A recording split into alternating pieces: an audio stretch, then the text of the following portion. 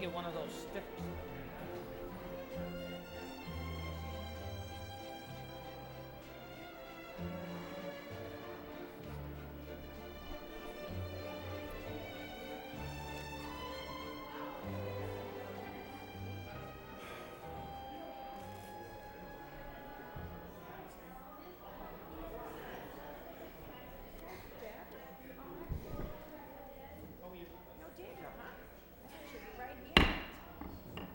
Could we all rise, please, for the council prayer?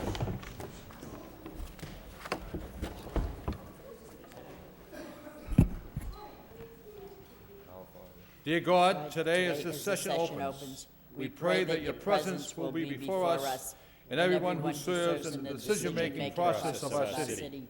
We pray for direction which will lead our city to be strong and unified. May we continue the legacy of our founders. May we be granted this day the wisdom to make decisions which will be for the good of our city.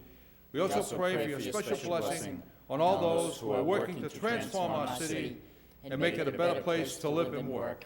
Amen. I pledge allegiance to the flag of the United States of America and to the republic for which it stands, one nation, under God, indivisible, with liberty and justice for all.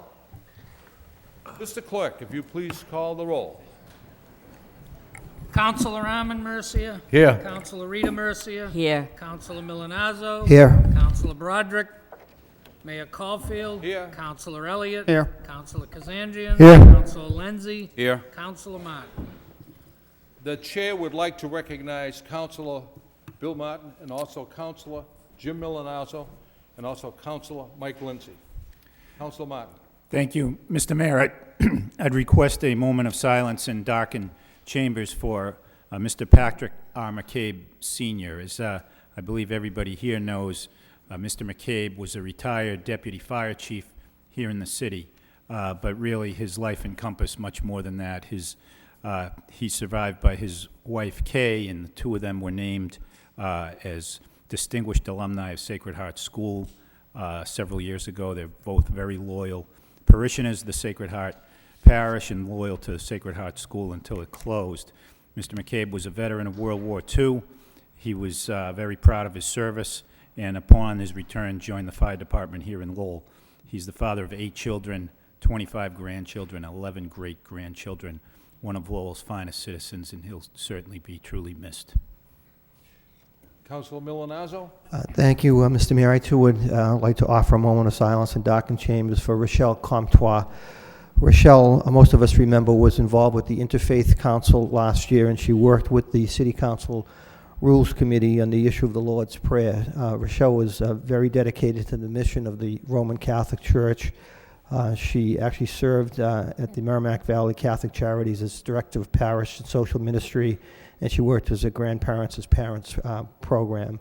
She worked very closely with the Rules Committee on the issue of the Lord's Prayer here at the City Council chambers, and I do think that as a result of her hard work, we now have the council prayer that is really in the best interests of the entire community going forward. And I think that her hard work and that really contributed to that effort, and she'll be missed. Thank you. Councilor Lindsay. Thank you, Mr. Mayor. And I'd like to offer a moment of silence and darken the chambers for Peter Rogers. Peter was better known as the captain. His loving wife, Donna, of nearly 30 years. He was the proud father of his daughter, Margot, and son of Private First Class John Rogers, currently deployed with the United States Army in Iraq. For many years, Peter coached his son and daughter in baseball and softball, and Peter continued coaching and organized the Lowell Girls Softball League at Shed Park. Peter was a lifetime parishioner and active member of the Immaculate Conception Golf Committee. His love of golf was quite evident and equal to his love for Long Meadow, where his nickname, the Captain, originated. Peter served as club president as well as president of the Long Meadow Scholarship Fund. Prior to his illness, Peter was employed at the Residents First Development Corporation as a project manager at Julian D. Steele Reinvention Site. He'll be greatly missed by his many loyal friends, which is a true testament to him being a true gentleman. well-loved and respected by many for the love and respect he gave to others. It says in his obituary that he was simply the best, and I truly believe that he was. May we all stand in darkened chambers with a moment of silence for these three outstanding citizens of our city.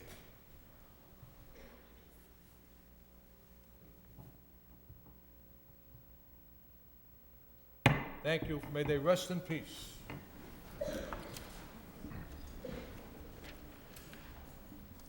The next agenda item is, it indicates that Mayor Caulfield is to announce the winner of the scavenger hunt for the Winterfest. But before I do that, first of all, I want to convey a great deal of thanks on behalf of the entire council to Manager Lynch, LZ Nunn, Tom McKay and the committee, especially the business community. Without their sponsorship, without their input, we would not have a Winterfest. I also want to thank T.J. McCarthy, Andy St. Onge, especially the city workers who worked tirelessly to create that beautiful track for the dog sled races, and over 200 volunteers. What could we do, or what will we do, without the volunteers in our city? And the thousands of people who attended this weekend. It was a wonderful weekend for everyone in the city and Greater Lowell. The fireworks were spectacular, and we do have some guests in our chambers, and we're going to, I guess, congratulate them with the winner of the snowman contest and so forth. How about if the council and everyone gives those youngsters a round of applause for the inspiration?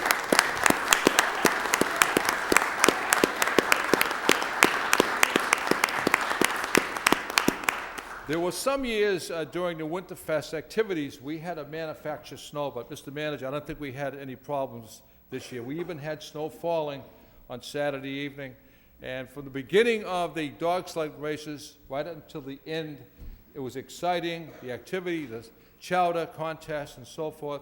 It's a wonderful event for our city, and I heard nothing, I know the manager has heard nothing but compliments all weekend long. So, Mr. Clerk, is this the basket for the scavenger hunt?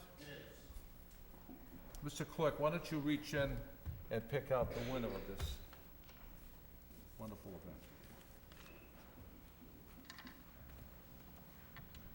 event? And the winner is Karen Rawls, 18 In the Street, Lowell, Massachusetts, 01854. How about giving her a round of applause for Karen Rawls?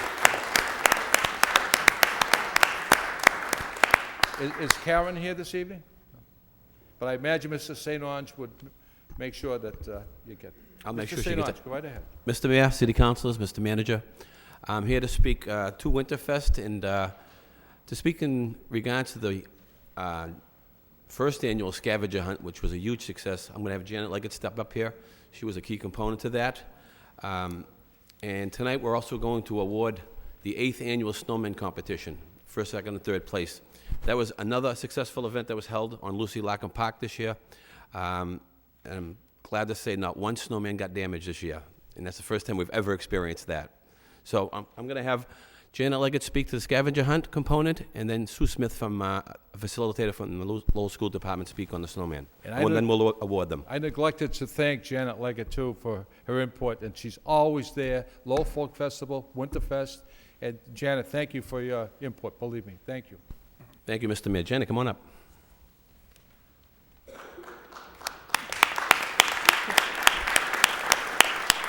Thank you very much, and thank you, Mr. Mayor, for those kind words. I'm here tonight representing Cool and the Destination World project that sponsored the scavenger hunt this year. When we were charged with doing something to get folks into the downtown area, a small group of folks got together and we brainstormed on several ideas, and the scavenger hunt was the one that we came up with. And what folks needed to do was go to 10 different places out of a list of 21 downtown businesses that took part in this. And it was great to have all those businesses open and lit up and decorated and things going on. We had 117 that completed the whole 10 places, but we know that there were a lot more people in downtown, and what we've heard, and we're still putting it all together, is that the businesses downtown were happy to have people going in and out. So thank you very much. The winner gets a cruise for 2 to the Caribbean. So Mrs. Rawls will be a very happy woman in a couple of weeks, I think. So thank you for your support.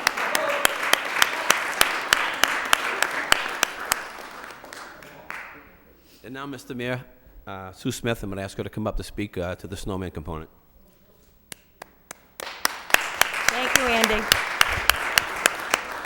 Good evening, everyone. I'd like to call back to the words that Mayor Caulfield spoke about, the cooperation of the whole committee, the Winterfest committee, from the planning, the administration, the support from the city offices, and especially the Public Works Department, which were right there through the whole, I was there for pretty much the whole event, but especially helping the children with the snowmen.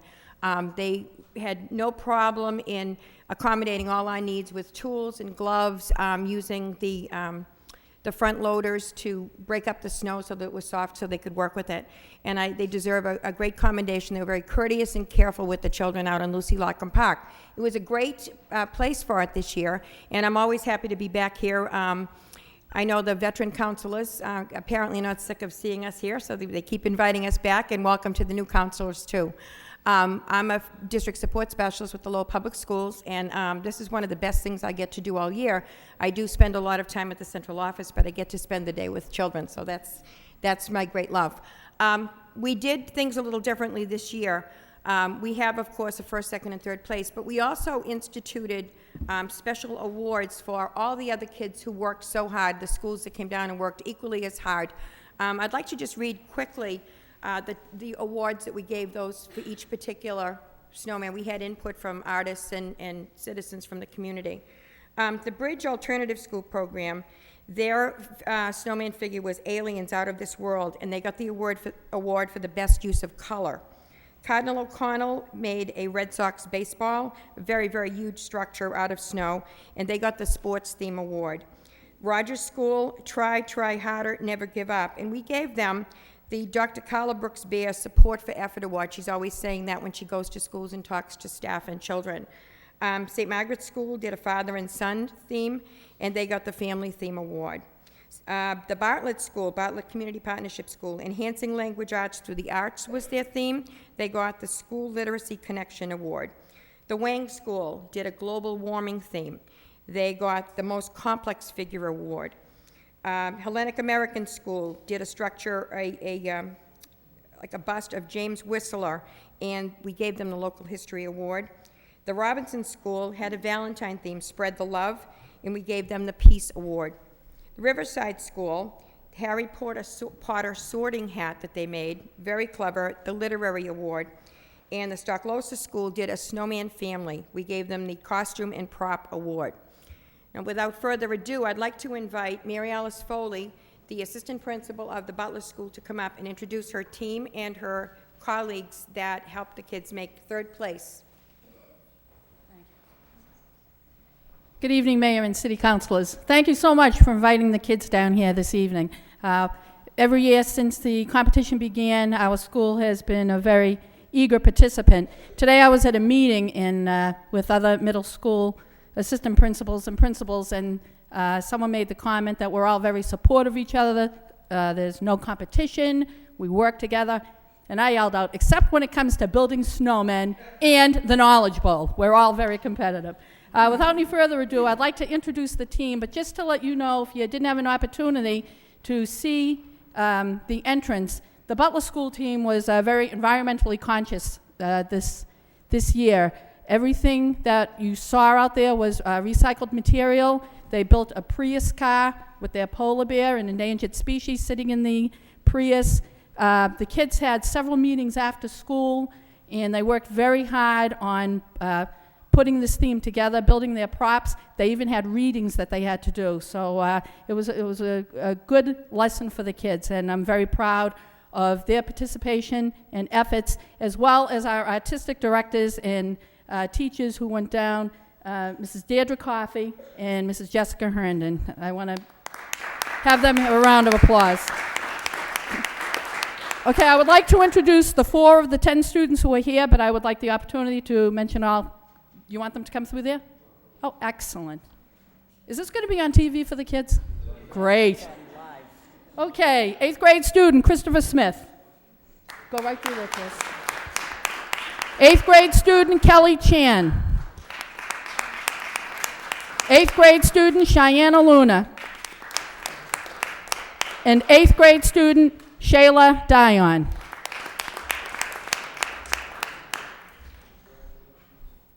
And the other students who participated, unable to make it tonight, all 8th grade students, Kojo Bafi, Aaron Philippandath, James Arce, and Charlie Ham, Alyssa Tavares, and Stephanie Wamuhu. Thank you very much, everyone. It's an honor to be here this evening.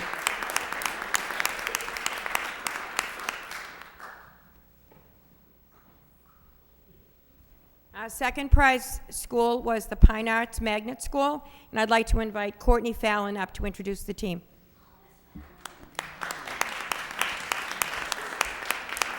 Hi, thank you. Thank you for having us here tonight.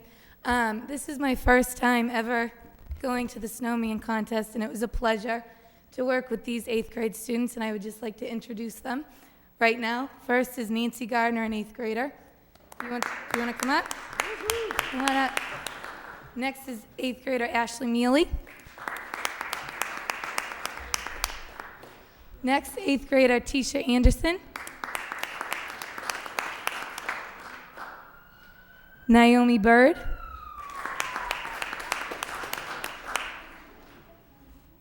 Devin Gallant. And Kyra. Spencer, I'm sorry. I don't have their list. I'm sorry, Kyra. Thank you very much. And also, there was the 7th one, Elizabeth Gower, who also contributed a great deal. I'm sorry.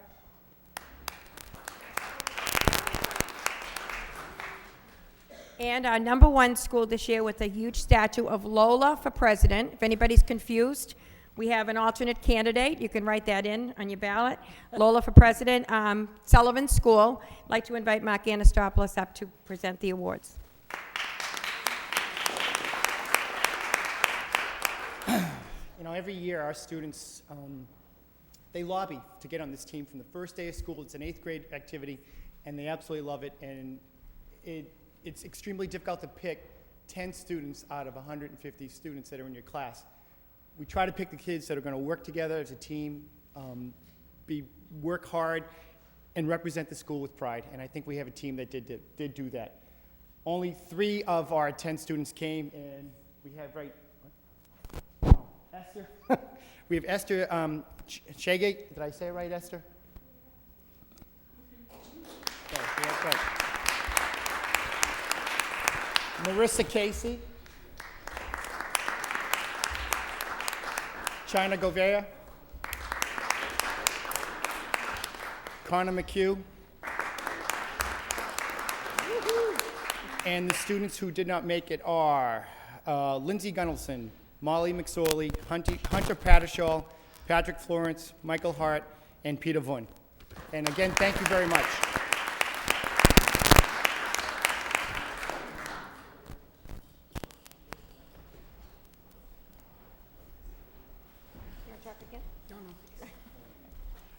Before Manager Lynch addresses everyone in attendance, I would like very much, especially the students, to put your hands together for your teachers who work with you through this whole ordeal. Come on, let's have a round of applause for those teachers.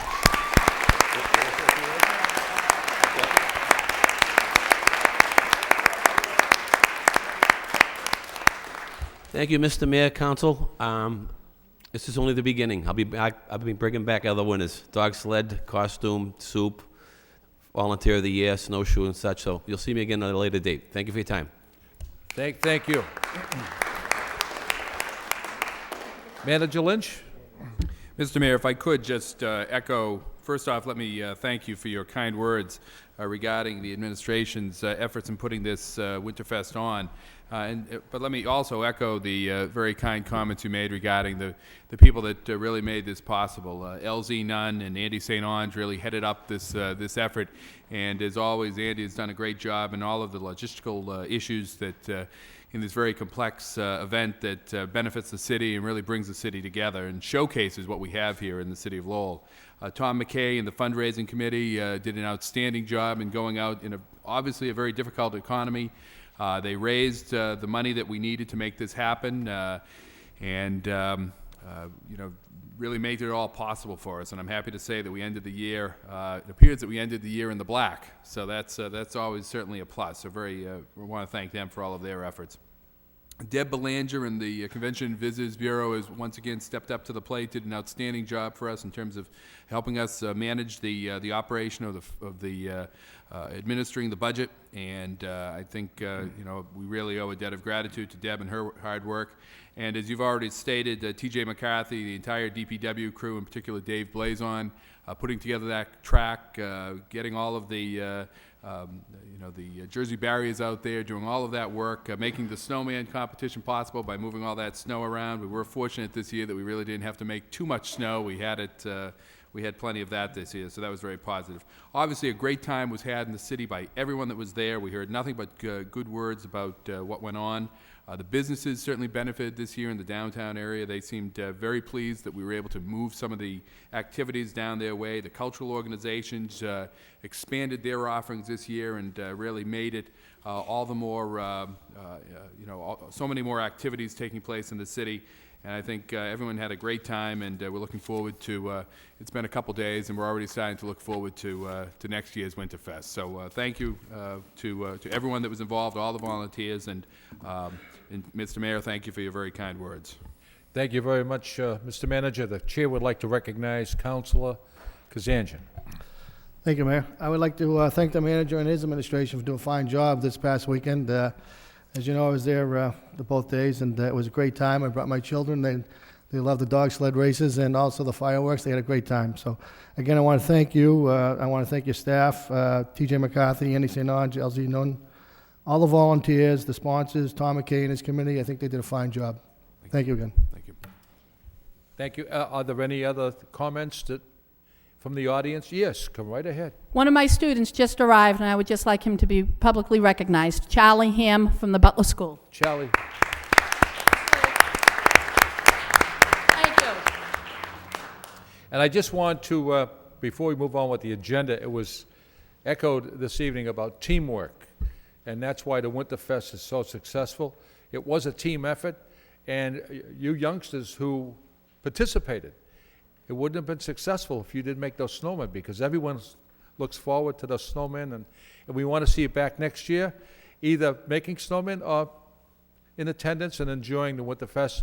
And to the teachers, heartfelt thanks, because you don't only stay in the classroom, you go out of the classroom and you're involved in the community. So God bless you all, and thank you.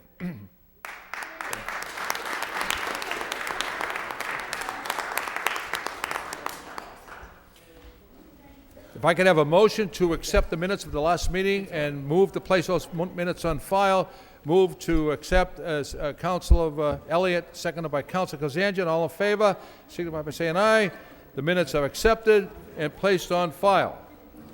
Communications for Manager Lynch. Anyone like to discuss communications for Manager Lynch? Yes, Councilor Martin. Thank you, Mr. Mayor. There is a communication in the packet concerning petition to designate a portion of the Jam Plan District as a smart growth district. And my question is there any action the council needs to take at this time? I know it outlines it's going to be heard by the planning board. I assume it'd be referred back here at some point after their action, but just want to make sure we don't miss out on an opportunity if we're supposed to act on that tonight. If I could, I'll defer to Assistant City Manager Adam Bakey to. Good evening, everybody. Mr. Mayor, members of the council, Mr. Manager. There is no action required this evening. The next action on that will be in the next, probably one of the first meetings in March. An application will be brought forward to the City Council for a vote, and should the City Council wish to pursue the designation of that district, the first step in that process is for the City Council to authorize the administration and the DPD to submit that application to the State Department of Housing and Community Development. But that won't be brought forward until probably one of the first meetings in March. Could we maybe hear from Mr. Baki about some of the benefits of this smart growth district if we were to adopt it while he's here? Sure, absolutely. This is Chapter 40R of the Massachusetts General Laws, which was adopted a couple of years ago as a smart growth measure. And essentially what it is it's a reaction to the concern that a lot of communities across the state have had that if they are going to allow particularly residential development or dense development, they're concerned of the impact that would have on municipal finances. And the Chapter 40R program is a response from the state, from the legislature and the state administration to that very concern. Essentially, should the city designate an area under Chapter 40R, the city is then entitled to 2 sets of payments from the state that would offset the perceived, and in our case it primarily is perceived, negative municipal fiscal impact of that development. The first payment would come upon the designation of the district, which is tied to how much housing that the zoning of that district would enable by right. And then the second payment comes in the form of actual housing that is built. For every housing unit that is built, there's a payment of $3,000 from the state to the city. And the reason I say that in our case it's mostly a perceived negative fiscal impact that's being offset is that the primary fiscal impact that many cities receive from residential development is increased municipal education costs. And because we are fortunate to receive a substantial amount of state aid, which is tied to income levels in the community, the school costs that increase for the city as a result of residential development is actually fairly minor. And we would see a significant benefit from receiving these payments, which are tied to communities' budgets who have a much greater local cost for schools. So essentially, by zoning under this program, as opposed to a more conventional zoning, the city actually stands to receive a significant amount of money brought into the city, and that's the key benefit of the program. Okay. Thank you. Councilor Kazanjian? Is this just for a residential area, or is it mixed use type? Well, the payment system is tied to residential, but the zoning or the program allows for mixed use. And the particular project that has approached the city requesting to be zoned under this is actually a mixed-use proposal that would include a residential component for which we would receive this fiscal benefit, but the developers are also proposing a commercial component and an institutional component. So we would also receive the tax benefits and the job creation benefits of the non-residential component of the project, in addition to the residential component giving us back this funding from the state. Is there a certain percent of residential versus commercial? Is it more residential than commercial? Does it matter? For the program, it does not matter. The payments are tied to the amount of residential that's possible, which would be greater probably than what would actually get built. And then the second payment is tied to the amount of residential that's actually built. And in that case, that's the incentive. There are other reasons why it would be beneficial to the city to have a substantial non-residential component as well, some of which are frankly fiscal, because we would derive greater property taxes from the commercial uses, and certainly the employment that would come from that is also beneficial to the city. So this project, essentially, if zoned in this approach, is very beneficial to the city, both the residential and the commercial components. Okay, so in other words, it's a mixed use, and you're not required to build a certain amount of residential homes on that zoning district. Is that correct? In order to qualify for the program, there are minimum standards for the residential density that the zoning must permit, but there is no requirement that any of that residential actually got built. Okay, but we're going to be talking about this at a later date. Is that correct? Absolutely, okay, yes. Councilor Elliott? Thank you, but Mr. Becky, there's a requirement that 20% of all housing units within the 40R zone or district be available to, I guess, lower moderate income folks, right? That's correct, yes. One of the other aspects of the program is that for residential projects, 20% of the housing must be affordable to people earning 80% of area median income. And because the area that defines area median income for Lowell includes all of the wealthier suburbs around Lowell, essentially what that results in is that a family or a household that's earning 80% of area median income is actually earning more than the median household in Lowell. So those functionally are market rate housing units, but they are officially affordable units for people at that level. Unlike many affordable housing programs, this one also does allow the city to target or give preference to Lowell residents for those units if that's desired as part of the zoning. And that would essentially result in an opportunity for workforce level housing for the community if that's desired by the council. Okay, I do have some other questions for streamlined permitting and what that all means, but this will be coming before us again, so look forward to asking those questions at that time, because it does still require that whatever the existing zoning in place, developers still have to meet those guidelines, correct? Excuse me. Yes, one of the other benefits of this zoning approach is it clearly and explicitly enables significant design controls to be built into the zoning. So there's actually a lot of opportunity, even though the use would essentially be by right, and the residential use would be required to be by right to qualify for the payments. The city has a lot of control in terms of the design of the project and the context of the project and the way the project impacts the community. So it actually gives us a lot of tools that are very valuable in terms of ensuring that it's a quality project. Okay, but the planning development is recommending that we investigate this for that particular zoning district, for the jam area. Yes, this request came from the developer, and we've reviewed that, and we actually feel that this would be a good location to use this program for the community. Okay, just one more question, Mayor. Is there an incentive for the developer? Because this talks about, one-time payments going to the city. What is his incentive? Are there tax credits or?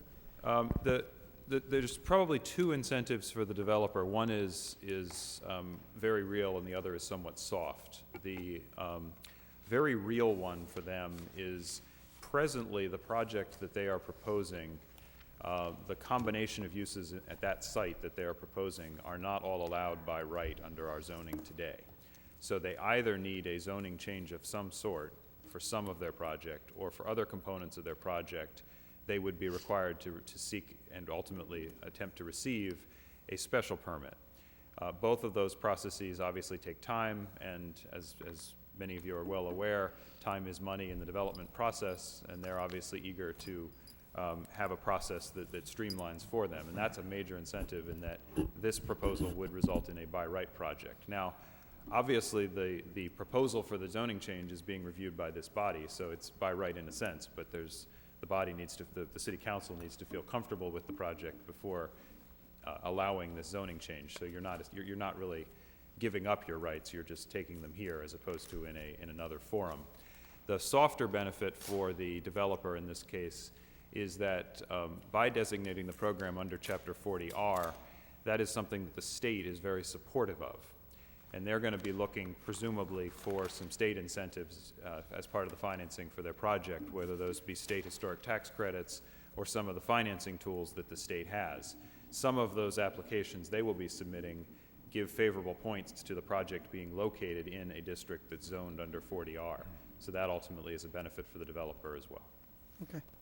Thank you. Thank you, Mr. Vecchi. Anyone else who would like to? Councilor Rita Mircea? Thank you, Mr. Mayor. This is on another subject. Are we into another subject right now? It's not on this one. As long as it pertains to the housing issue? Or, It doesn't.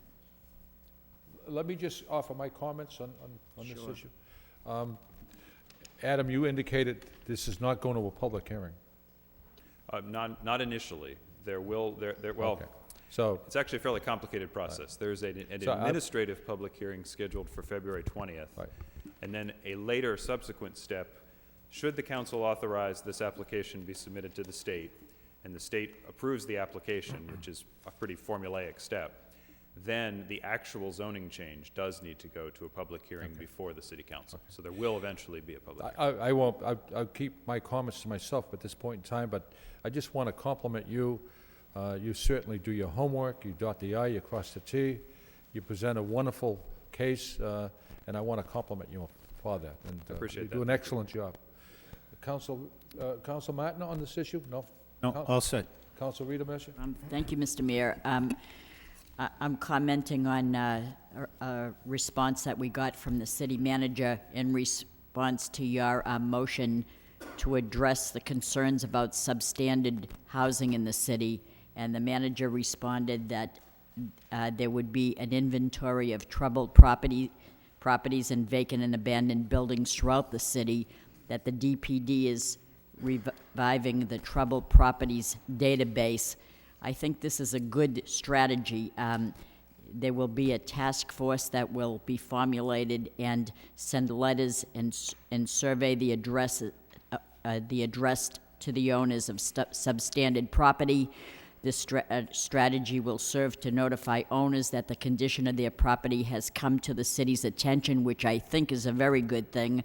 The city department representatives will let the owners know of any incentives that are available to assist them to improve the properties. I think this is all well and good. It's not like we're saying your property is substandard, we're going to fine you, we're going to punish you. We're not. We're going to work with you and see if there's anything that we can do to help you.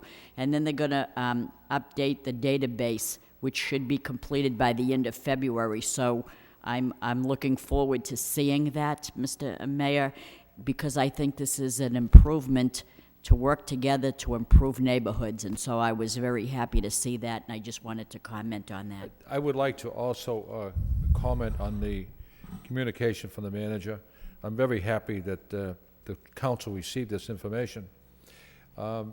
Representative Golden and I took a tour of Lower Centerville Saturday, and we shot over to Pawtuckaville. And the home on Elmer Street that was barren and deserted for 2 years is now under renovations. Everyone in the neighborhood is tickled to death because of it. There's new siding on it. But we also took a ride down West 4th Street, and there's 4 boarded-up homes on West 4th Street, and on Albion Street, and some of these homes have had fires and damage and so forth, and I'm just wondering if we could look into those homes, who owns those homes. It'd be a wonderful way to create condo parking or green space. And just so we can get some information on those homes, Mr. Manager, I appreciate that. Mr. Mayor, we will follow up on that. Okay, any other discussion? Yes, Councilor Miller. Thank you, Mr. Mayor. As part of that communication regarding the issue of substandard housing, we also, the manager also talked about the issue of foreclosure prevention. And as you know, Yes. Mr. Mayor, last Yes. Thursday we had a press conference in the mayor's reception room where we talked about a new program in Lowell, working with Community Teamwork, working with Coalition for Better Acre, and a number of other nonprofit groups in Lowell dealing with the foreclosure prevention issue. And we now have the 1-888-995 Hope line that has been set up so that residents in Lowell that are having an issue with their properties can call that number, and they will be assigned through a nationwide network, a person from the Coalition for Better Acre that will work with them on home counseling and gathering the various credit information that they need. And I think that the NeighborWorks agency and the efforts that have been put forward by the various groups, again, Merrimack Valley Housing Partnership, Community Teamwork, Coalition for Better Acre, a number of the local lenders and the like. I know it's difficult to start mentioning people because everybody's worked so hard, but it really did culminate last Thursday with the press conference in the mayor's reception room. So, again, I just want the viewing audience to know now that there is a hotline out there that people can now call to, if they find themselves in trouble, to get the appropriate counseling, which again will go to help the city deal with substandard property and to keep properties that may end up falling into disrepair as a result of foreclosure, to stop that from happening. And again, my hat goes off to Dick Howe Jr. for his information as well. And one important statistic of the 283, I believe, foreclosures that took place in 2007, only 2 were local banks. All of the other were national lenders or mortgage companies from outside the area. So I think that's an important statistic, and those local banks are at the table looking to come up with a solution to help homeowners. So again, my hat's off to the manager for including all of that information in this correspondence. And that press conference was well-attended. Representatives from the state, Richard Howe Jr. was there, council, manager, it was well-attended, and it's absolutely astonishing, the increase in foreclosures from last year to this year. And it's a serious problem throughout the nation. Moving on with the agenda, we have a request for out-of-state travel. There'll be 2 employees traveling from DPD. The travel will be paid for through a grant. Any questions on the proposal request? Roll call. Roll call. Councilor Arman Mercia. Yes. Councilor Rita Mercia. Yes. Councilor Milonazo. Yes. Councilor Broderick. Mayor Caulfield. Yes. Councilor Elliott. Yes. Councilor Kazanjian. Yes. Councilor Lenzi. Yes. Councilor Martin. Yes. 8 yeas, 1 absent. Subcommittee reports. Councilor Milonazo. Thank you, Mr. Mayor. The Public Safety Subcommittee met this evening, actually at 5 o'clock. Councilor Elliott and Councilor Kazanjian in attendance. And we actually met with Superintendent LaValle and the city manager to talk about a couple of issues. The first was as a result of 2 motions filed, one by Councilor Broderick and one by Councilor Kazanjian, dealing with crime statistics. And the superintendent put together a very detailed analysis of crime statistics 2006 versus 2007, specifically what they call Part 1 crimes, dealing with burglaries and robberies. And he talked a little bit about the overall police department, how currently we're at 333 officers versus where we should be, probably in the 280 range. He hopes that in the upcoming budget will be budgeted for 244, 245. We hope to be at full staffing. The 2007 crime statistics did show burglary increase of 27%, robbery increase of 12%. He talked a lot about some of the hot spots within the city. He also talked about when some of the arrests had been made. He mentioned one gentleman by the name of Hector Jimenez. When he was arrested, some of the crimes did, in fact, go down. Talked a little bit about January 08 statistics and how year-to-date we're 8% down, again, on Part 1 crimes. And again, it's as a result of good police work, cooperation between the state police, the Sheriff's Department, and the University of Massachusetts at Lowell Police as well. Again, they're working very hard within their police department, or within our police department, to deal with the Part 1 crime statistics. And they're hopeful that based upon a management study that he announced this evening that he's planning to bring to the city council, he's putting together a request for proposals now, and a management study that will actually put together a 3 to 5 year look at the effectiveness of the Lowell Police Department. And that, by the way, the study would be funded through the Law Enforcement Trust Fund, and talking about ways to improve the overall functionality, if you will, of the Lowell Police Department. But I think that he provided good, comprehensive information, especially as it relates to Part 1 crime statistics. And I think that the men and women of the Lowell Police Department continue to work hard on behalf of the citizens of this fine community. But again, we all look forward to the management study that will be conducted over the next year using the Law Enforcement Trust Fund money. He also talked a little bit about some of the other uses that money's been spent on, improving the body armor that the police department currently has, and also looking at the guns that we use, that the life span of most of the guns that we have within our department now need to be upgraded, which we'll be doing with the Law Enforcement Trust Fund. So that was the first half hour to 45 minutes of the subcommittee. If it's all right with the other members, I'll go into the second half, and then we can open it up for discussion. We dealt with the issue of group home, specifically the group home over on Varnum Avenue. It's actually part of the GRIP program, and let me just go to that. It's having to do with growing responsibility and independence in people, and they dealt with representatives from the GRIP program were there. They talked specifically about 35 Varnum Avenue, and we did have representatives from the Pawtuckaville Citizens Council talk about the fact that there have been last year, as an example, there were 55 police calls to that location, and we wanted to make sure and get the message to them that we were hearing that the program was for teens, run by teens, and we wanted to make sure that there was adult supervision and there was control at the property, because we were hearing that, number one, there was not. Number two, there were issues around Father Maguire Park that this council was very concerned about. So we wanted to make sure that we wanted to get the message to the Justice Resource Institute that actually operates these two group homes. Again, this one on Varnum Avenue and the other one on Wilder Street in the Highlands, that they need to be better neighbors. They need to work with the neighborhood in which they're located and work with this administration, work with this police department.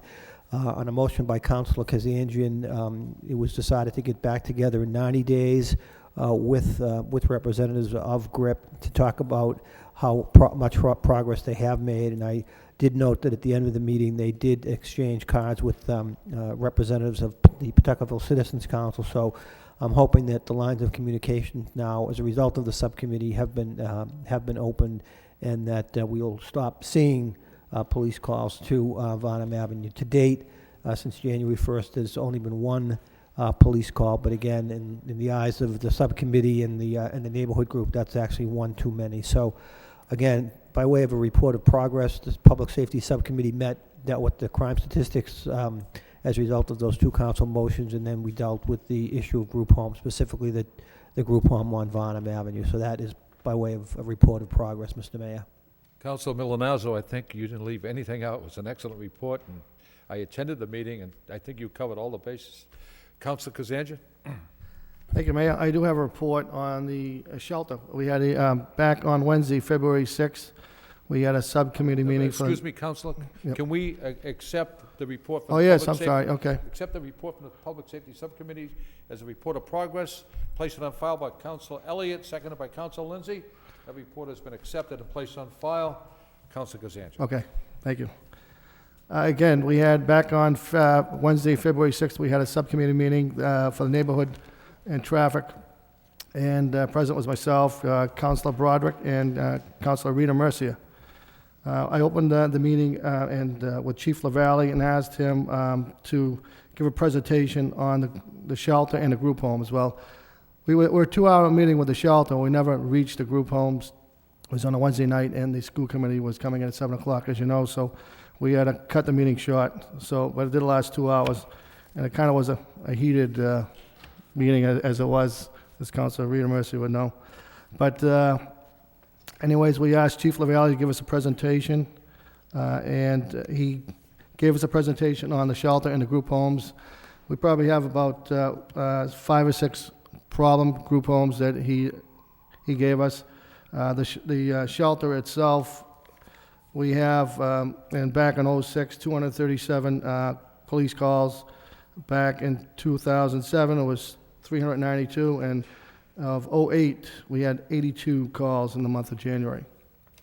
And numerous calls and vandalism in the neighborhood. So he did a great presentation. Then we went on, and I asked Commissioner Robert Camacho if there's any licenses or permits and for progress for this particular group home or shelter, and he said there was none. It was governed by the state. Also, Attorney Fenton was there and told us about the Dover Amendment, that it supersedes the city regulations, and we have no control of any type of group home or shelter that comes into city.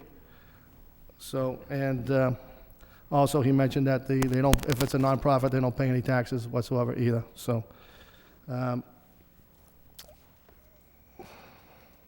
also, Councilor Broderick had mentioned that how many calls on different locations and the safety factors, and what can we do to prevent them from doing this or close them down, and he said we have no recourse whatsoever. So basically have to work with the staff on board, like we just, like Councilor Milanazzo just mentioned, and try to get them to participate and work with the city. And we also mentioned that would come back in 90 days. Dr. Wayne Patterson was there, and he also mentioned that they got a new director. He did state that we do have a problem there. They got a new director coming from New York that's supposed to be a professional, in this line of work, and he is going to be there very shortly. I'm not sure on the date, but we said, like I said, give him 90 days to correct the problem, get it squared away, and come back. But also, Councilor Elliott had mentioned that he had some concerns about the elementary school. It's right in back of the shelter, and you know, the individuals hanging around, the homeless, and we did a little research, and there's 10 homeless individuals that are sex offenders, and they're using the shelter as an address. There's 4 using the shelter as an address, and I think there's 8 that are just claiming they're homeless. So it bothers me that we have these individuals that are using that as an address, as sex offenders, and we have an elementary school right directly behind the shelter, and with little children and whatnot that are there, that could cause any type of problems and grief for these children and actually put them in danger. So that bothers me, and also the problems that they are causing in the neighborhood. And I'm not against the homeless or the shelter. There is a problem there. They recognize there is a problem. They are going to try to straighten it out. There was open containers in front of the street. There was a courtyard that was being used. The courtyard was closed, so now they're hanging out on the sidewalk. And if you ride by there any given time, you can see what is happening there. So a recommendation is to try to get them with a new director to visit to us back 90 days from today, and see what strategy they have to straighten out the problems that they have, and hopefully they can. But Any other discussion on the subcommittee report? Council Rita Mercer? Thank you, Mr. Mayor. In regards to group homes, it was quite evident that we had representatives of the PCC, Pawtucketville Citizens Council, and they came up to the podium at the meeting previously to the city council meeting, and they talked about the fact that they were not opposed to group homes. If anything, there's 11 group homes in the Pawtucketville area. There's 4 group homes alone on Varnum Avenue. They're just concerned about the behavioral problem of one group home, which makes it apparent that it's quite a problem, and it's not a problem with all of them. It's just that one that they were looking to get some type of input on. Andy Pond was representing the Justice Resource Institute and that particular GRIP project on Varnum Avenue, as well as the one on Wilder Street. And he says he's been in that fields for 22 years, and he said that he would try to be a better neighbor, to try to improve communications with the neighborhood. And sometimes they're not aware of the problems, so they were happy to hear of this. Not that they're happy to hear about problems, but they were concerned to hear about the problems so that they would do whatever they could to address that. So we did learn a lot about it. There's really not much we can do, and I think that sometimes people take the wrong message when we're saying that we're focusing on the shelter per se, because we learned from our subcommittee meeting that it isn't the shelter's problem about homelessness and the need to address the problems of the people, that it's society's problem, that it's everybody's problem, that it's our problem and not the shelter's problem. Be that as it may, it's still quite evident that they need to try to clamp down on the rules, to say to the people that are living there, we have certain rules, and in order to have you be here, you have to, coexist with the neighbors and try to be a good resident here. And so that's the message that we're trying to say. I think sometimes we want to see a better Lowell, and to say that we want to move somebody out of the city to go to Tewksbury. Well, the reason Tewksbury was mentioned is because it's a hospital. I think a lot of times we look at a shelter as not a hospital. It helps you to some degree, and I'm thinking about that message that says, give me a fish and I'll eat for today. Teach me to fish and I'll eat forever. And that's what the shelter is trying to do. They're feeding them, but are they sustaining them? And so it's all right to question. It's all right to have discussion. I really think, honestly, if we could put all our energy and heads together to try to get a facility that's a detoxification building to try to work these people a little bit deeper than what the shelter can provide. I think that's the whole thing, that we want to put the people in a right environment, not to subject them to temptation of a package store, or temptation to a bar, or whatever. So I think that's the underlying message behind it that was probably misinterpreted. And yes, we did get our head handed to us because of the fact that statements are made, but we're passionate about trying to move certain areas of the city forward in a better place, and not to try to say we're going to sweep these people under the carpet. It's not about that. It's about trying to all coexist together and giving them the attention that they deserve. Councilor Kazandra? Thank you, Mayor. I also earlier mentioned Tewksbury State Hospital, and that's not just to move the homeless out of the city. If Tewksbury State Hospital was in Lowell, I'd recommend Lowell, put it there. But it just seems like it's a perfect fit. It's got a detox center. It's got plenty of land, plenty of buildings. I just thought it was the right fit, and I wasn't trying to move these people out of the city and put them in somebody else's problems. I just thought it was a good fit. I would like to maybe work with the manager, or have the manager take a look with the planning department, to see if we can find another spot for the shelter. I think the building's for sale. Is that correct? I don't believe so.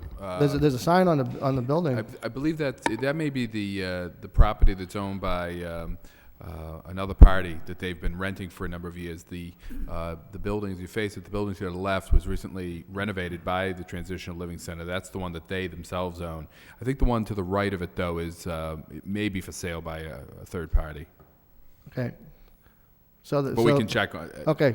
We can check. Yeah, if you could, and I would like to see if you can work with the planning department, so we can find another location for them that's going to be best suitable for them and also for us. Sure. Okay. Councilor Elliott?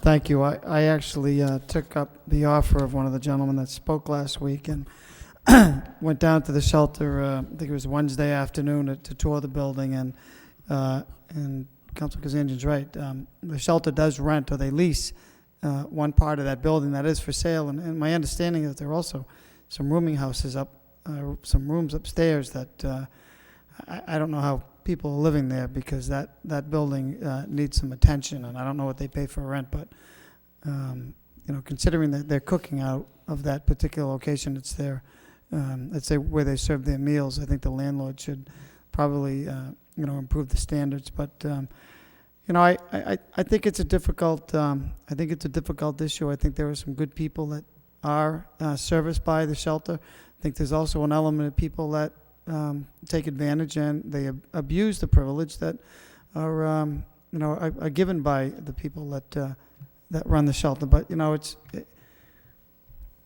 know that those folks that are on the board of the shelter, and they're very passionate. And Mr. Tucker is, I don't know how many hours the guy works, but he doesn't get paid enough. But we have a job here to run the city, and part of it is to, when wastewater isn't doing their job, or the trash people aren't doing their job, guess what? It's time for us to step in and to improve it. That's what we're paid for, and that's why we're elected, and that's what people are paying their taxes for. So, they do own that building. I think there might be a discussion of maybe downsizing. And I understand some folks come in from out of town, but we can only handle so much, and that shelter can only handle so much. The overflow on the street, they're the smokers. And we did close down the courtyard, rightfully so, because I think of the other activity taking place. So it's not an easy solution, but it's something we had to bring up. We have to work on it, and it's not going to go away. Maybe there is another location that they would be willing to look at. A couple of folks said, we don't want to be in the middle of a development project and be under the microscope all the time, because that's not going to, be to their benefit either. But in the meantime, it's going to be run, and it's going to be run well. So I think it was a good meeting, and we're at least communicating and trying to put some solutions to a very difficult problem in an area that we're trying to develop. Councilor Lindsay? I'd just like to say that was a heated meeting. It was an animated meeting. It was a lot of things. But I remember when Jack Welsh came to Lowell a couple of years ago, and he spoke to the young professionals of Greater Lowell, and he talked about his success in managing GE, and they used to have quite a few, and he used to encourage candid, animated meetings. And when everybody came out of those meetings, everybody still worked for GE, and they continued to be the biggest and best company around. And I just thought that meeting was kind of comparable to that, and the fact that everybody put everything out on the table. A lot of views came out of it. I know that I walked out of the meeting feeling a little bit different than when I walked into the meeting, and I just think that was a real positive step by Councilor Kazanjian, or Welsh? Kazanjian, I guess, to get things rolling in the subcommittee, and I think that it's going to help us to find to solve this problem eventually that's going to help the city for many years to come. Manager Lynch, did you want to say something? Mr. Mayor, the only comment I was going to make, Councilor Elliott mentioned the possibility of downsizing, and I do think that Councilor Kazanjian mentioned they are bringing a new director on, and I think one of the ideas certainly that they're thinking of is a downsizing and changing their overall program. Right now, they serve meals to a number of people that aren't necessarily staying at the shelter, so they're looking at adjusting that somewhat. And DPD is working very closely with the Transitional Living Center and trying to help them work their way through this situation, because clearly it isn't a situation that anyone is particularly happy with the direction that it's headed over the last year or so.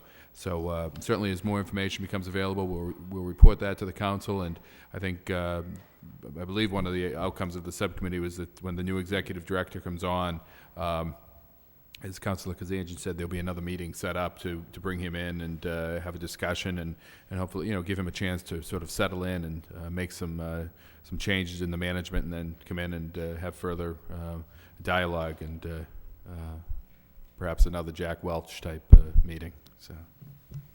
Councilor Ahmed Mercer. Thank you, Mr. Mayor. Mr. Manager, could you give us the status of the police precinct in terms of that neighborhood?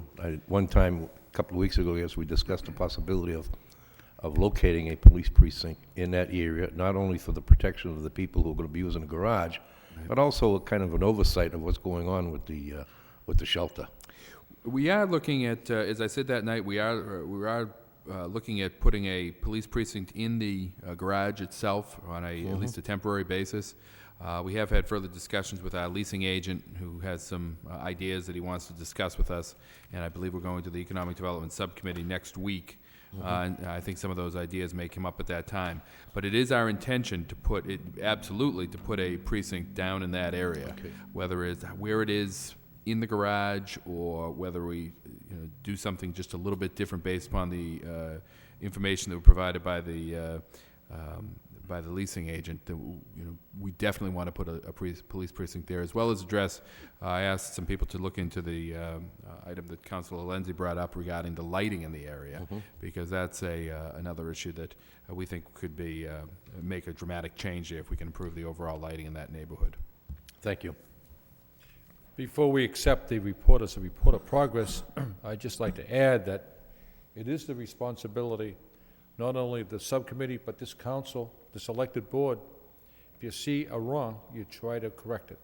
And I think that's the gist of the subcommittee, and I think a lot of good is going to come out of that meeting. And it's a two-way street. The manager of the shelter has to work with us in the council to make that neighborhood a lot better and safer. Accept the report as a report of progress placed on file by Councilor Lindsay, seconded by Councilor Milonazo. All in favor, signify by saying aye. The report has been accepted and placed on file. Moving on with the agenda. Before us, we have a petition. I, Patricia Stratton, would like to speak on the homeless issue Tuesday, February 12th, 2008. Patricia? Hi, I'm Patricia Stratton. I live here in Lowell, as you all know. I came here last Tuesday night, and then I came here on Wednesday night, and I listened to different people speak on the issues of the homelessness in the city. I've worked most of my life with the homeless population in different areas. Worked with the veterans. I've seen a lot of different things over the years, and I had been thinking about the situation for a long time. The homeless situation just didn't come up in 2007 or just recently in 2008. If you've all followed your newspapers over the last few years, it's been an ongoing problem, which has just increased. So I think it's been bringing the attention to people's awareness now because of the devastation. A lot of people have lost their homes. The prices of everything have either gone 1.5 to 2.5 times the prices that they were. The cost of an apple has gone up. I can remember when you could probably get a bag of apples for maybe $1.59. I go out now, it's like $2.99 a bag of apples. I don't even know, it could have gone up since last time I was shopping. I understand that there's a problem right now with Middlesex Street and the shelter down there. I'm hoping that I can come up with some answers to help with that situation. I've thought it over. I've did a little bit of my homework.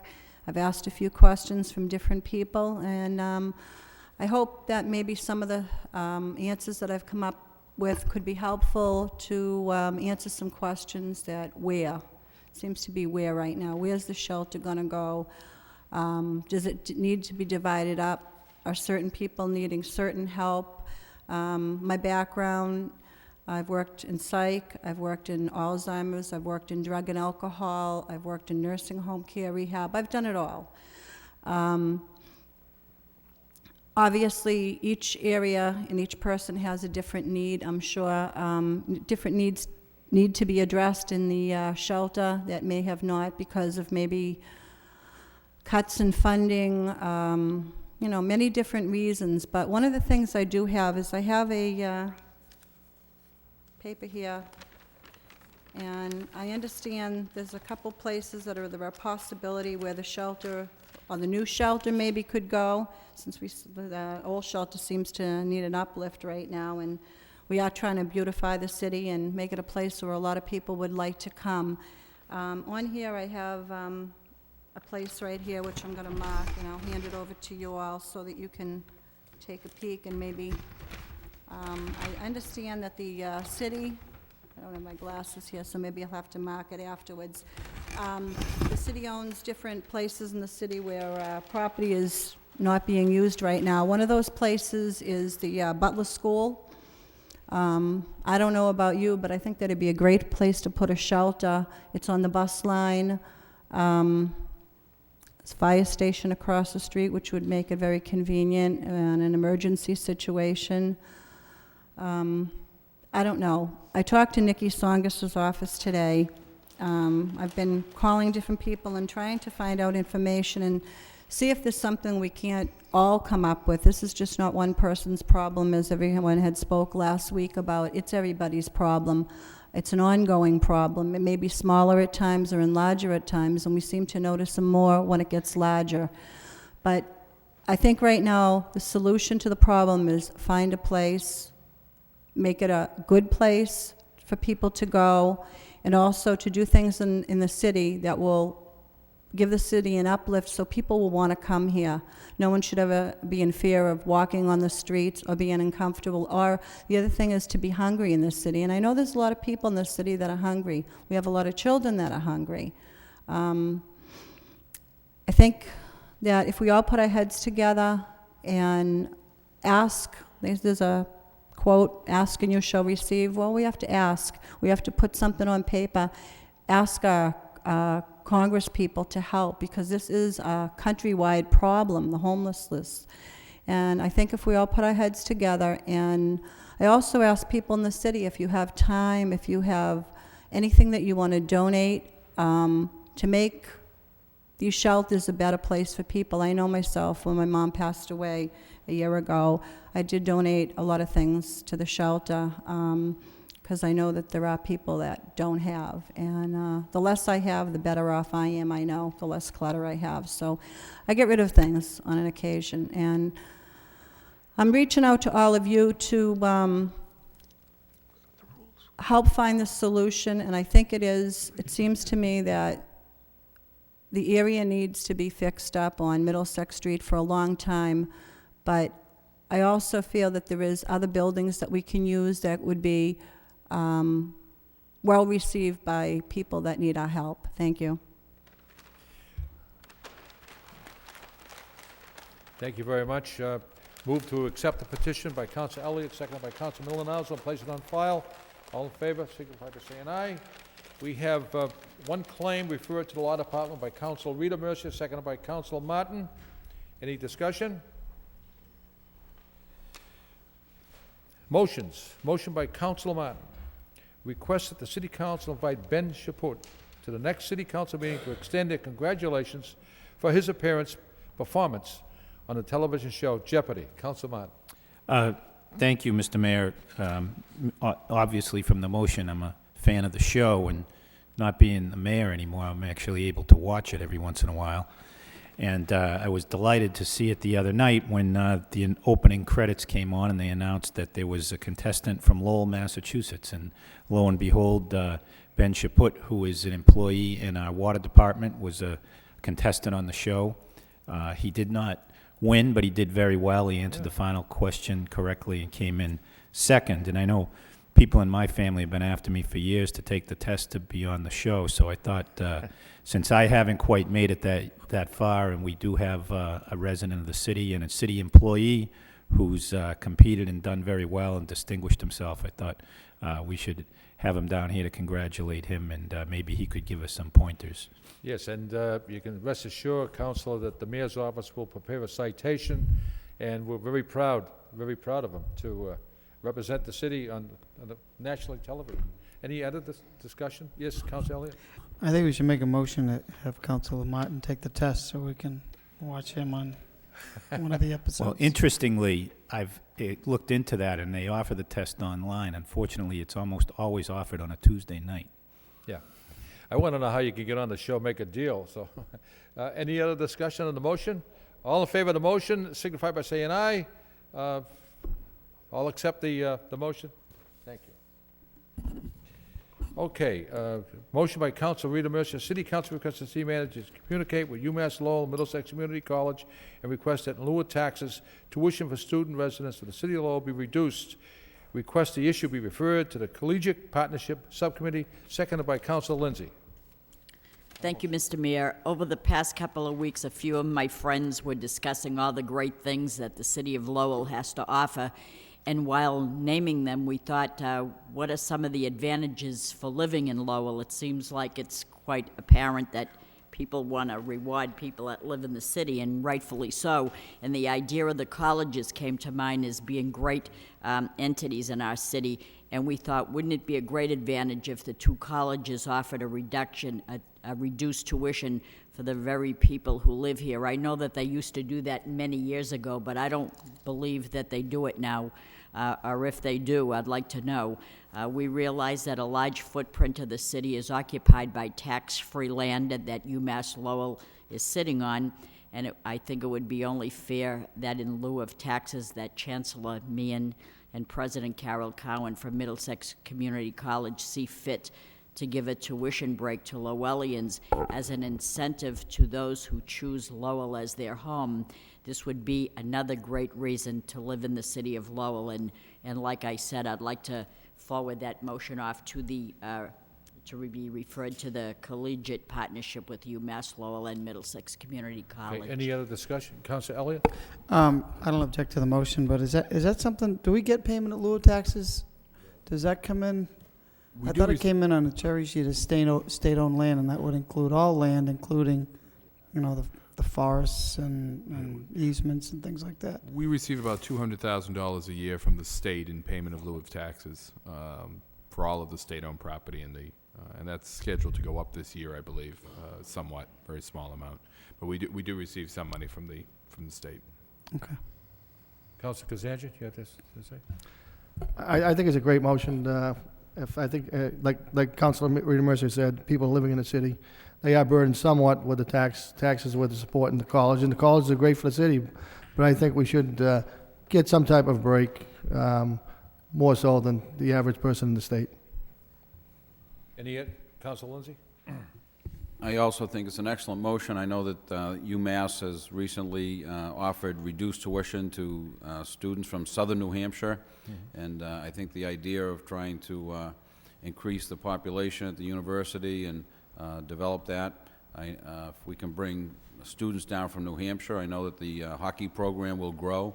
And if we can supply or provide students from Lowell for the university and make college more affordable for them, I think that just benefits everybody. It's a very good motion. Thank you. Any other discussion on the motion? The motion is going to be referred to your subcommittee, Councilor Lindsay. All in favor of the motion, signify by saying aye. Any opposed? The motion carries, and it's an excellent motion.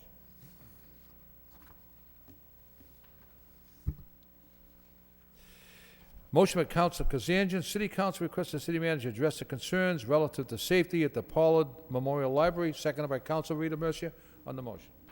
Thank you, Mayor. This is to the city manager. Safety concerns at the library.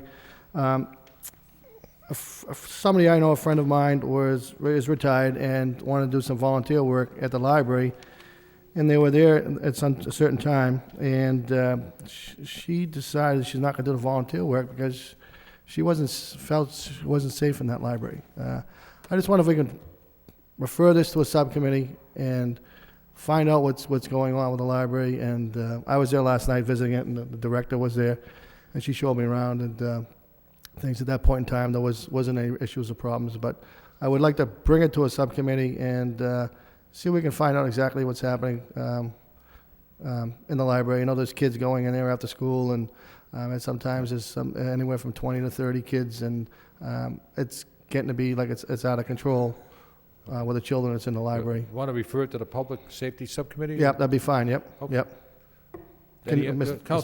Manager Lynch, go ahead. I will, I'll prepare a report. Actually, I've asked Brian Leahy from the Law Department to start compiling. He was doing some work on this for me on a related matter. And that report is almost complete, and I'll forward that report in response to this motion and bring it on to the Public Safety. Okay, great. Thank you. Thank you. Councilor Lindsay? Go ahead. I'd just like to mention that prior to becoming a counselor, I did receive a couple of letters pertaining to this same type of thing, where students in the library were being distracted by kids that were banging on windows, and I think of the letter that I received that mentioned maybe even a broken window at one time. So maybe there's an underlying problem that needs some attention. I know that I see kids out there all the time, and I think that's a good motion also. Councilor Martin? Thank you. I certainly support the motion, and I think it's essential to have, safety in the library. But I thought I would take this opportunity to plug an event upcoming at the library. Every year as a fundraiser for the Friends of Pollard Memorial Library, they have an author come in and do a reading. Right. And I don't have the exact date, but I know it's coming up. We all, I think, just got notice of it last week. Last year, the author was William Martin. May 1st. Last year, the author was William Martin, no relation. And so this year, we're going to have another author on May 1st. Thank you, Counselor. And so I encourage people to go. It was a terrific event last year. It's a good fundraiser for the library, and it supports a lot of the activities that go on there. I just want to comment that the library is absolutely wonderful. It's excellent.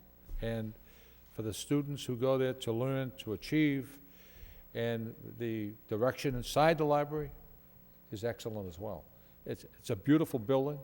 I think it's the activities that go on outside the library that's distracting to the students who try to go in there.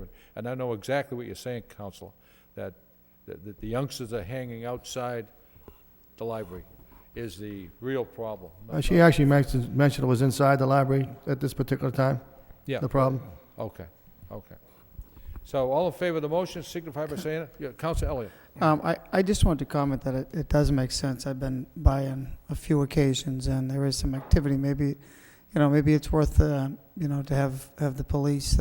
I know a while ago we had to do that in that particular area at night, not so much at the library, but in that area, just to show a police presence, because it is, it's more of a hangout, I think, that kids will become accustomed to, because the police officers are starting to move them from out of downtown, get on your buses and go home.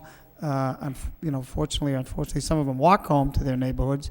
They stop there, and I think it's becoming more of a hangout rather than, we certainly want to encourage kids to use the library. That's why we spent all that money, but there are some, a lot of kids that are using it. Unfortunately, there are some that not. I don't know if the manager has a comment on that, but Manager Lynch? Just, Counselor, if I could, and again, this will become more clear when we go through, when I present the report to the council, that, let me just say a couple of things. One is that, almost every library is going to have issues from time to time with kids, and sometimes with adults. And I've seen this in many urban communities, and I've seen it in suburban communities and even rural communities that that there are problems that take place. And I want to make sure that people understand that out in the community that it's not unsafe to go to the library. But I think Councilor Kazanjian hits on a number of points that it's something we have to always be attentive to and vigilant. And I think you'll see when the report is finalized that the library has taken a number of steps, and along those lines, there is a regular walkthrough. The police go through on a regular basis they walk into the building, they walk around the building, with inside and outside, and there is certainly a presence there that the police have made. And I think, Councilor Elliott, it's a good point that you make, that the more police presence we show in that area, the fewer the problems, and we certainly have done that. And we've taken a number of other steps as well that I think you'll be very pleased to know about. And when you look at the statistics of what has taken place there, the number of calls that we've had, and so on, the types of calls, I think you'll be pleasantly surprised. But it is, I think, as Councilor Kazanjian's pointed out, it's something we have to stay vigilant and we have to stay on top of. And I'm looking forward to having that discussion with the subcommittee. Councilor Milonazo? Thank you, Mr. Mayor. I just want to acknowledge the fact that the library director is here this evening, as well as a member of the trustees of the board of the library. So I want to thank them publicly for coming down on the issue. Thank you. Any more, Councilor Wiedemann? Thank you, Mr. Mayor. From time to time, problems do arise in the library. It's quite evident that happens, and some time ago, we did bring up some concern, and at that time, I think steps were taken to ensure that the police would be called immediately, and I believe there's a buzzer that they can press to alert the police department to send someone over right away, so that many steps have been taken already. And I would add that we do have a number of other steps that we're looking at, including greater use of technology in terms of surveillance that we're looking at. We've had some technical issues we're working through on that, but we are, and that was certainly an example of an action step that we did take. Councilor, so thank you for bringing that up. No more discussion. Move for approval of the motion by Councilor Elliott, seconded by Councilor Milonazo. All in favor of the motion, signify by saying aye. Motion is adopted and accepted. Last motion of the evening. Motion by Councilor Kazanjian. City Council requests the city manager to report on the status on the Comcast contract and the possibility of attracting competition. Seconded by Councilor Milonazo. Another motion.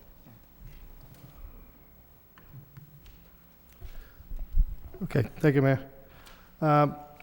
Basically, again, getting a phone call and talking to people I meet on the street, I'm worried about the Comcast bills, and the bills are going up and going up, and want to know when the contract is going to end, and if it does end, can we get, I know there's a company out there, Verizon, that's doing the same thing as Comcast, can we get two companies to get some type of competition where we just don't have one, and, and exceeding the prices which have been doing? Mr. Manager? Lynch? Yeah. I'd be happy, Councilor, to address that, and again, I'll get you a written report on this as well. Two points. Comcast, as you know, is the current provider. Under the state cable law, we're pretty much, we have to enter into negotiations with them because they own all of the infrastructure that's currently out there. Their contract actually expired last fall, and we, by law, as required by law, we went into negotiations. We're hammering out the final details of that right now, and I'm hopeful that Attorney Fenton is handling most of that for us, and I'm hopeful that can be finalized within probably the next 30 to 45 days. It does include language. It's not an exclusive contract. It's not an exclusive license. There can be a competitor. There is language that's generally put in all the cable contracts now, cable licenses, that refers to a level playing field. that recognizes the fact that there can be competition, there will be competition coming down the road. I have, in fact, within the last year, sent a letter to Verizon asking them to bring a proposal forward to us. And I've had discussions with several members of Verizon regarding that matter. And they've indicated that they are anxious or interested in coming to the city of Lowell, but in terms of their current build-out, they do not anticipate being able to come into Lowell in 2008 or 2009, possibly 2010 or thereabouts. And in fact, that we had a number of staff people go to a meeting in Methuen that Verizon had, where some of these issues were discussed. A number of communities right now are trying to. The closest, I believe, is Tewksbury. In fact, they provide some FiOS, which is their product, some FiOS in the city of Lowell, but only for internet service, not for cable TV. But it is their intention to be here probably within the next 2 or 3 years and make a proposal to us and enter into a license with us as well. So. Okay, and that contract for Comcast is going to be how long, or is it a 3 or 5 year? That's still being finalized. Okay, all right, okay. You can go as long as 10, but we're like still to keep negotiating it that. as least as possible. But you're going to leave that open so we can get Verizon in there with no... Okay. Absolutely. All right, great, okay. Absolutely. Thank you. Okay. Any other discussion on the motion? All in favor of the motion, signify by saying aye. All in favor, yes. Thank you, Mr. Mayor. Before we adjourn, I was coming home the other day, and a neighbor spotted a problem in the city and asked me to address it.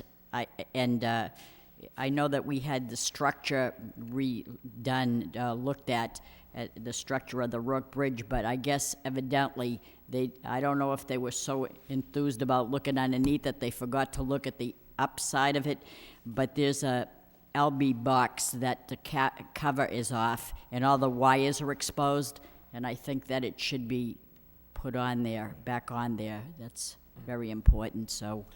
And I'm glad you brought that up about the lighting and the wires. The priest at St. Joseph's Shrine indicated to me Sunday the lighting on Lee Street, Mr. Manager, is completely out, and they would like that to be corrected, if you would. And before we adjourn, the manager has a press conference Thursday, 11:30 to 12. That's on, Mr. Manager, I haven't got the title on it, but this Thursday? It's the white ribbon. The domestic, Yes, thank you, yeah, Mike. yes. The domestic violence issue. Can I just go back to the Rock Bridge for a second? I didn't think we were done on that. Yeah, Council Elliott, go ahead. That's a good motion. Mr. Manager, I know that they shut the bridge down probably a month or 6 weeks ago to do an evaluation of the Rock Bridge. Could we get a report on that? Sure. To find out the status of it. You know, if you sit on it and if you travel it enough, you get a little bit concerned that it's not in as good a shape. I know in the past they've given it a certain rating that finds it acceptable, but I'm not trying to make people nervous, but I look forward to that report because I think we got to start doing something to do something with that bridge. I can tell you that perhaps the best thing to say is we'll get you that report. There was a report issued, and it does not show any issues at the Rock Bridge. But we'll certainly get a copy of that to you, and we'll follow up with the box that doesn't have the appropriate cover as well. All right. Thank you, Mayor. And there is thank you, Mr. Mayor, for reminding me that we are having a press conference on February 14th at 11:30 at the City Hall lobby. It's White Ribbon Day in Massachusetts. This is being spearheaded by our task force on domestic violence and the Alternative House. Essentially, this is an effort to give the men of Massachusetts and the men here in the city of Lowell to speak out against violence and help create a world free of abuse. So we'll be having that meeting and with city officials, community and business leaders to spread that word and that message throughout the city. Thank you. And one last comment.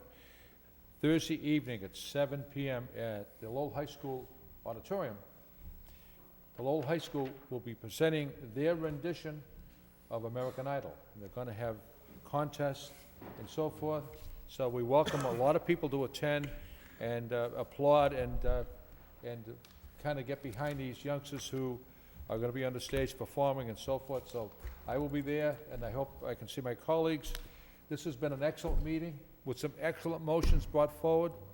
If there's no more discussion, I'll accept the motion by Councilor Kazanjian, seconded by Councilor Martin, to adjourn.